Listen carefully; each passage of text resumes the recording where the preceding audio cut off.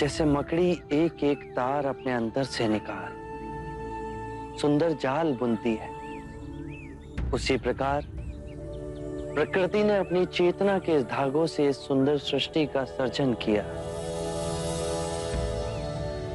और इसी सुंदर सृष्टि में बुद्ध के सधर्म के मार्ग की वाणी दसों दिशाओं में गूंजेगी और सोई हुई मानवता जाग उठेगी। जो भी सद्धर्म के मार्ग से जुड़ना चाहे उसके लिए हमारे संघ के द्वार खुले हैं, फिर वो चाहे किसी भी वर्ण का ही क्यों ना हो, कोई भेदभाव नहीं होगा। ये अद्भुत क्रांति है शाक्य मुनि। सदियों से मनुष्य ने मनुष्य को धन, जाति, लिंग के आधार पर उत्पीड़ित किया। अब सब समान होंगे। सबको अधिकार है ये परम सत्य पाने का, जैसे हम सब ने प्राप्त किया। सब नश्वर है, सब झूठ है और सबसे कुरूप है ये जीवन।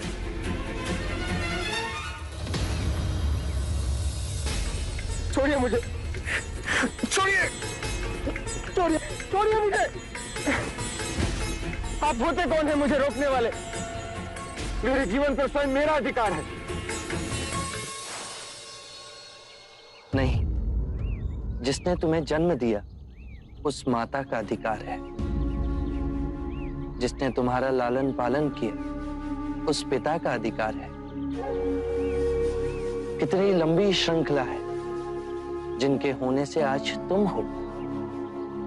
तुम पर केवल अपना नहीं, उन सब का अधिकार है। उठो।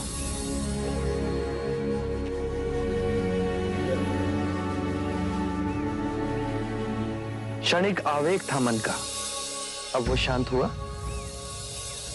क्षणिक नहीं, जीवन में सब कुछ पाया। सुख, धन, ऐश्वर्य, काम वासनाओं की तुष्टि, और वो सब क्षणिक था। जब भी अपने अंदर देखा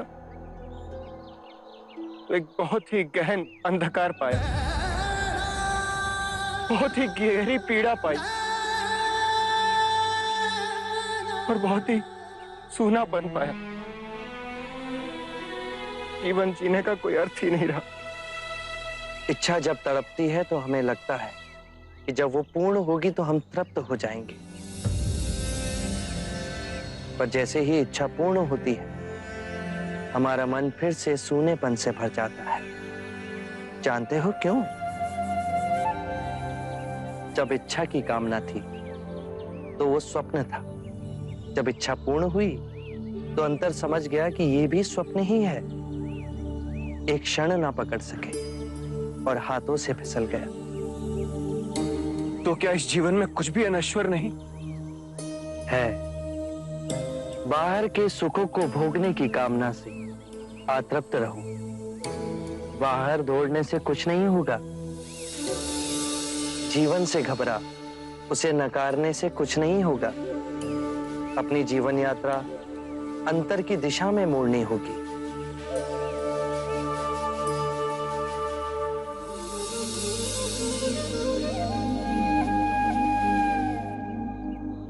कौन है आप और आपको कैसे पता?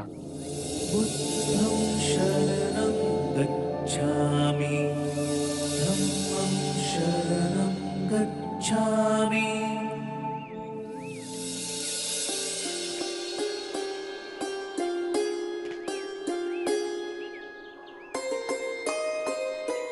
मैंने आपसे सुंदर व्यक्ति आज तक नहीं देखा। इतनी देर मैं तुम्हारे पास ही खड़ा था पर तुम मुझे देख न सके। तुम्हारी आंखें अंधी होकर हर ओर केवल अंधकार ही देखना चाहती थी। मनुष्य अपने मन में जैसी चाहे वैसी दुनिया को देख सकता है। सत्य है, आप महात्मा हैं। मैं दुखी हूं अपने अंतर मन से। मेरा नाम यश है। एक धनी वैश्य परिवार में मेरा जन्म हुआ। जीवन में किसी भी बात की कमी नहीं थी। मैंने हर सुख भोगा, वासनाओं की पूर्ति करता रहा, पर अंतर ही अंदर मेरा मन घुटता रहा। मैं और नीरस होता गया। कितने मनुष्य हैं जो कि शारीरिक रोगों से पीड़ित हैं, धन के अभाव से पीड़ित हैं, अन्याय से पीड़ित हैं, पर उतने ही मनुष्य मानसिक रोगों से भी पीड़ित हैं। चारों ओर देखो यश,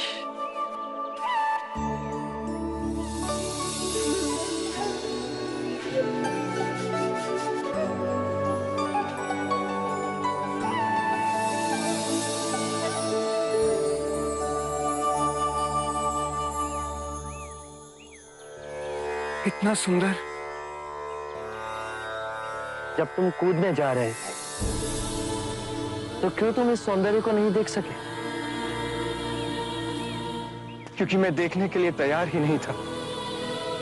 मैं केवल अपने ही दुखों की प्रतिध्वनि देखना चाहता था। और अब तुम शांत हुए, स्थिर हुए, पर प्रकृति नहीं बदली, वो वैसी ही है। तुम्हारी आंखें बदल गई। किसी भी बात की अति, चाहे सुख की ही हो, केवल दुख को ही जन्म देती है।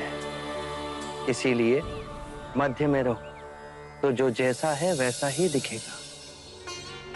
परम शांति पाओगे।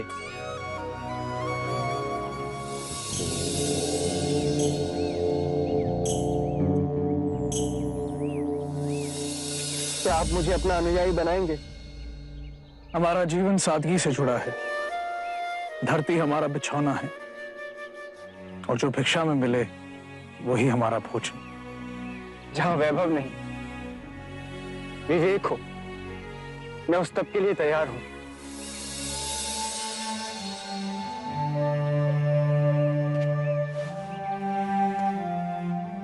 हर कोई जो इस पृथ्वी पर जन्मा है उसे परम ज्ञान पाने का अधिकार है। बस पहला पग उसे उठाना है। मैं तैयार हूं।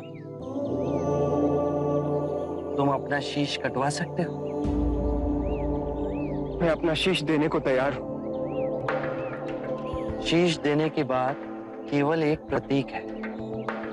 शीश देने को वही तैयार होता है जो अपने अहंकार का शीश काट अपने गुरु के चरणों में रख सके।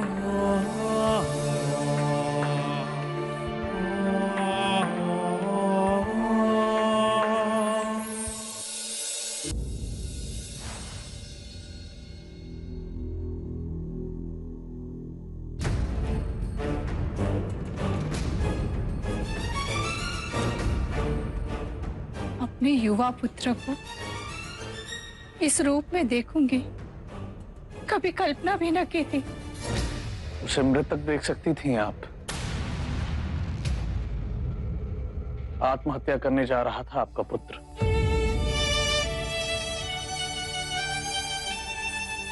इसके प्राण बचाने के लिए आपका बहुत बहुत आभार।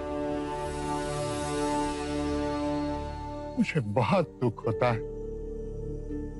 अपने यश के लिए क्या क्या सपने संजोए थे हम।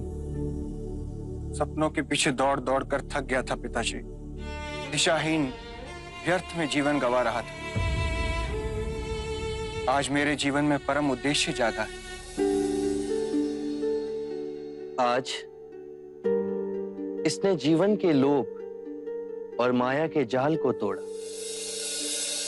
इसका पुनर्जन्म हुआ है। ये मार्ग इसने स्वयं चुना है। जीवन के भेद को समझेगा, अरिहंत बनेगा, उस आनंद को पाएगा जहां सुख दुख की परछाइयों से मुक्त होगा। आप किस तरह का जीवन चाहते हैं अपने पुत्र के लिए? ऐसा जीवन जिसमें उसे खुशी मिले, जिसमें उसकी उन्नति हो। माँ, पिताजी, मेरा सुख और उन्नति अब केवल इन कमल चरणों में है।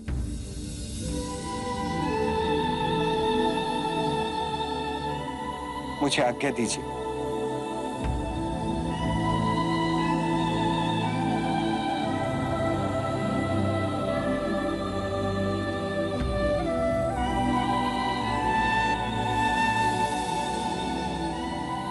रहे थे ये मेरे पिछले जन्म का ही पाप होगा। आपका पुण्य क्यों नहीं? इतनी सदियों से हम अपने पाप दूसरों पर दोषारोपित करते गए। इसमें ग्रंथ और पंडित सहायक बने। हमने यज्ञ करवाए, बलियां दिलवाई। मैं कहता हूं बस तुम स्वयं ही पाप का कारण हो और तुम स्वयं ही मुक्ति का द्वार बन सकते हो। महानुभव, आपका अनुयायी बनने के लिए क्या करना होगा? सदैव अपना आचरण स्वच्छ रखें। ये पंचशील मार्ग है। पहला, कभी किसी जीव की हत्या ना करें। तुम्हारी तरह वो भी मृत्यु से डरता है। जीव हत्या त्याग तुम्हारे अंदर करुणा और सामंजस्य का भाव जगेगा। दूसरा, कभी चोरी ना करें। इससे विपरीत किसी निर्बल का बल बने। तीसरा, व्यभिचार ना करें। केवल अपनी पत्नी से ही संबंध रखें। चौथा, कभी असत्य ना बोलें। ऐसे वचन ना बोलें जो सत्य को तोड़ते मरोड़ते हों। पांचवा, किसी भी नशीले पदार्थ का सेवन ना करें। मेरा मार्ग सरल है पर कठिन है।